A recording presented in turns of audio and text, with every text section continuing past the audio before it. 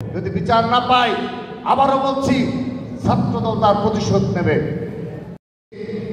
কিন্তু এই ইলিয়াস আলীর সাথে, গুমের সাথে যারা জড়িত, সেটি খুনি হাসিনা সহ যত বড় অপরাধী হয়ে থাকুক না কেন, যদি আপনারা বিচার করতে সমর্থ না হন, ছাত্রদল তার নিজ হাতে প্রতিশোধ নেবে। আমরা আমাদের ভাইয়ের রক্তের প্রতিশোধ নেব। ইলিয়াস আলীকে যে বা যারা গুম করেছে, আমরা তাদের বিরুদ্ধে আমরা প্রতিশোধ নেব। আমরা আজকের এই সম্মেলন কাউন্সিল থেকে সেই প্রতিজ্ঞা ব্যক্ত করছি।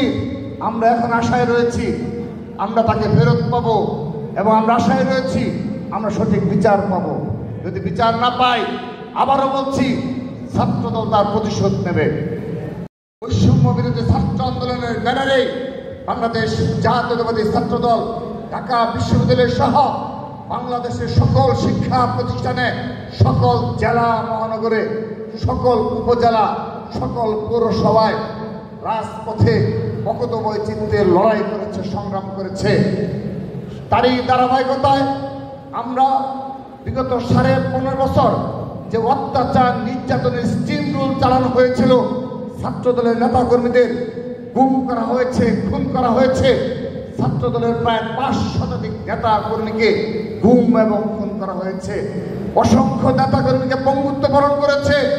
আমাদের হাজার হাজার ছাত্রদলের নেতা কর্মী তাদের শিক্ষা জীবন শেষ করতে পারেনি, অমানবিক জীবনযাপন করতে বাধ্য হয়েছে।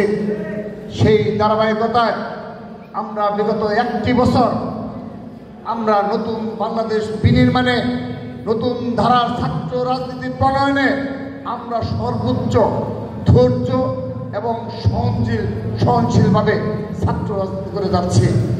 বাংলাদেশের প্রতিটি ক্যাম্পাসে ছাত্রদলের নেতাকর্মীরা যে ধৈর্য, সহনশীলতা ও বিচক্ষণতার পরিচয় দিয়েছে, ছাত্র রাজনীতির ইতিহাসে তার স্বর্ণাক্ষরে লেখা থাকবে ইনশাআল্লাহ।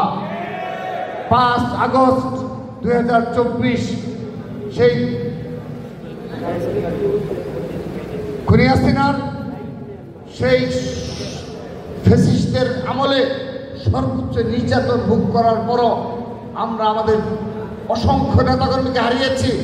কিন্তু 5 আগস্ট পরবর্তী বাস্তবতায় আমাদের ছাত্রদলের সাংগঠনিক অভিভাবক জনাব তারেক রহমান যখন নির্দেশনা দিয়েছে, এখন থেকে আমাদের সহনশীল হতে হবে, আমরা প্রতিশোধ নেব না, আমরা প্রতিহিংসা পরায়ণ হব না, সেদিন থেকে আজ অবধি ছাত্রদল তার সেই নির্দেশনা অক্ষরে অক্ষরে পালন করেছে।